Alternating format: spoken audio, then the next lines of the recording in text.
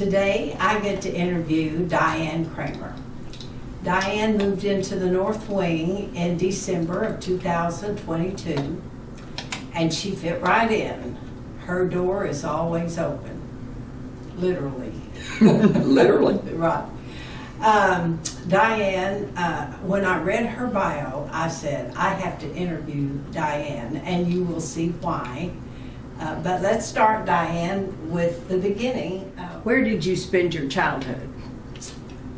I was born in Atlanta, Georgia, but we moved here when I was in the 3rd grade, and I've been in Oklahoma City ever since.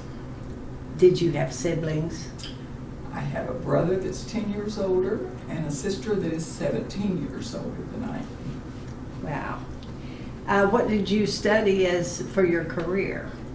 Well, I went to college studying business education, which gave me a lot of accounting and bookkeeping and shorthand and typing, and I used it in business because I never did teach anything.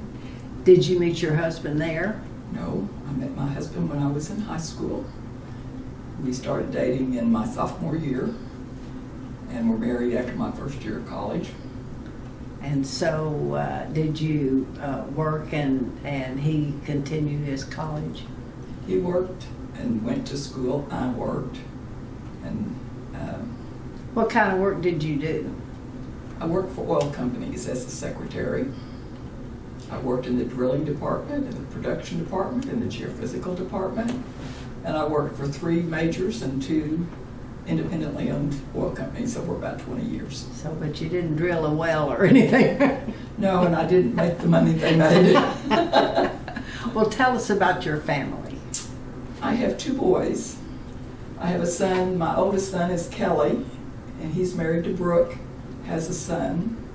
I have 2 sons, Casey and Zach, and they don't get down to Oklahoma City very often, but my son calls me almost every day, and he's my cheerleader because I've been through some traumatic things, and every little teeny step forward that I take, oh, Mother, he says, you're so awesome, you're doing so good, I'm so proud of you. So he's my cheerleader. His wife is in finance, and she's very wise, and she's the one who picked out this place for me when I needed to move. Uh-huh. And she's the one that keeps an eye on my finances and Good helps job. me make good decisions. My Oklahoma City son is Blake. He's married to Stephanie, and they have 1 son named Evan.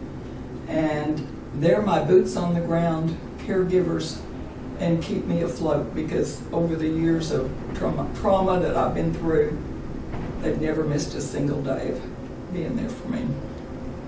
Well, at some point you went to work at a high school? I worked in the oil business until my kids were in junior high school. And then I didn't like leaving them. I didn't need a babysitter, but I didn't want to leave them at home. And so I thought, well, I could work at the high school and I could have summers off. So I worked at Putnam City High School and the counselor's office as a secretary. And I remember thinking after I'd been there a short while, thank you, Lord, that I never became a teacher because, because I would not have been any good at it. Me either. Well, ordinarily I wouldn't go here, but you had a very unusual medical situation. Do you mind sharing that with us? My mother and my sister both died of Alzheimer's. And in 2017, I began to have emotions that were out of control. Something that I couldn't handle, like balancing a checkbook, it wouldn't balance. I would become uptight, angry, and depressed because I wasn't doing a good job. My memory began to fail a bit, and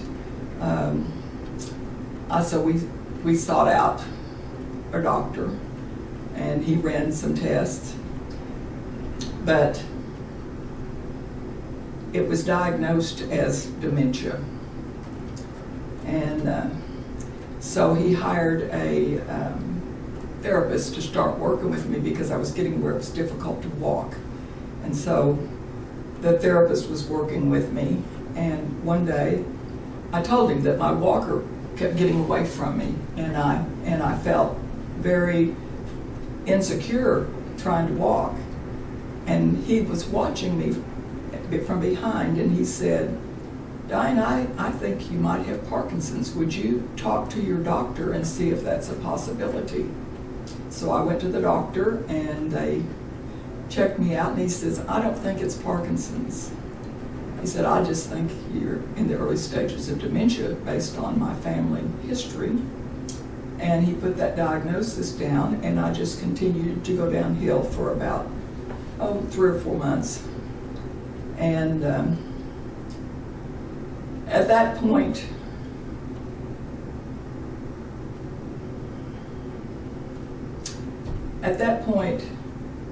my primary care doctor, who was the one that gave me the diagnosis, decided that maybe they should run an MRI to see what was going on mentally. And when he did, they found a meningioma brain tumor on the base of my brainstem. And he described it as the fact that it was not a big deal. He was a noted neurosurgeon here, and he said, "It's just an in and out procedure. You'll be here 2 days. We'll watch you and send you home, and you'll probably have a headache for a week or 2. Didn't sound too bad to me. And so they did the surgery. I have no memory of anything from the time I checked into the hospital until 2.5 months later. But the story is that I had the surgery, and in 2 days I went home, and I was home about a week, and I began to have seizures. And so I went back to the hospital, and they had to open it up again, and this time they found an abscess that had to be treated.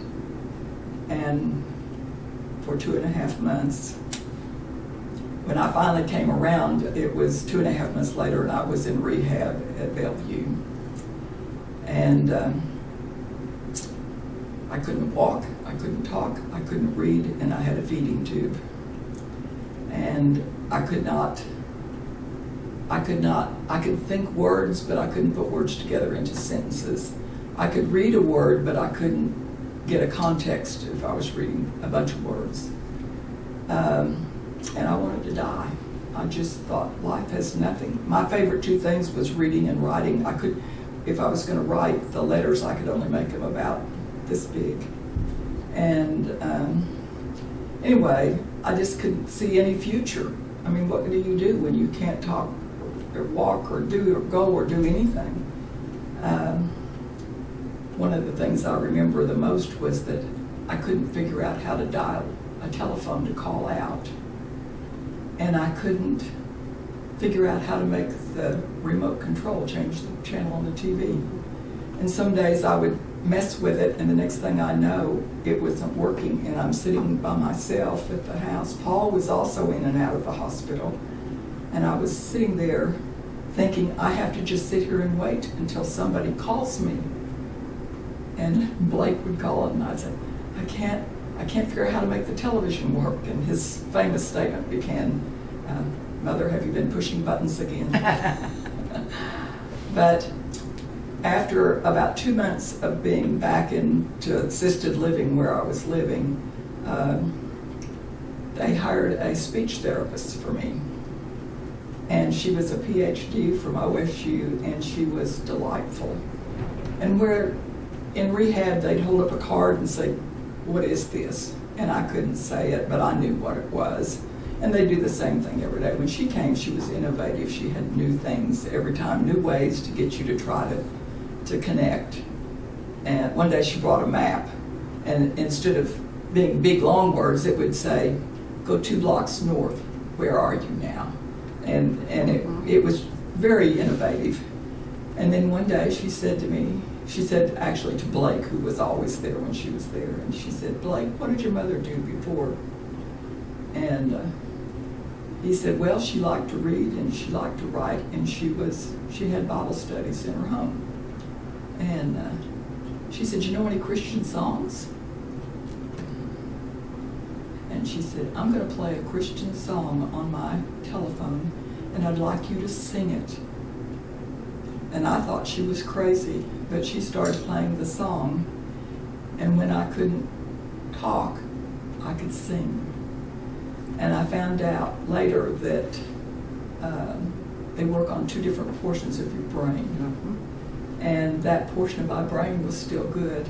And from that point on, I began to be able to talk. And I was so encouraged. I was so encouraged by her.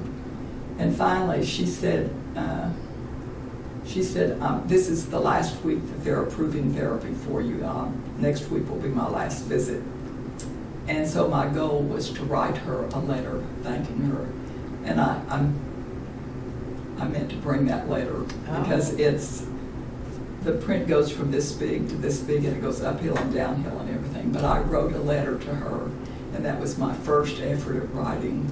And by the time she left, I was talking.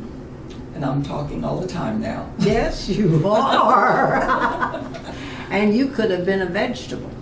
You would have just been a vegetable. If somebody had not found the cause, Right. I don't know where I would be. That was a miracle. Yeah, it was. Well, I know your faith is everything to you, and this is your platform. So what would you like to say? I would like to say that nothing is ever too broken, too far gone, or too hopeless, that the love of God can't touch you and do a miracle. And I have a neon sign in my apartment here.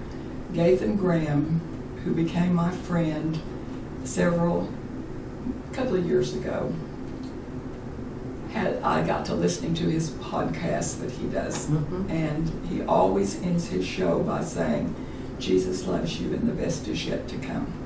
So I have a neon sign, looks like a honky-tonk in my apartment, Right.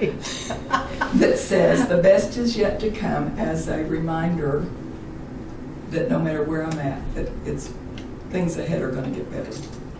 Do you remember the last paragraph of your bio? That's what I told you. That's what struck me. I do. When we took care of my grandson from the time he was 3 months old until he was 15 after school and in the summers. And one day when he was about 4, we were riding in the car, and he told me he wanted to go see Elvis.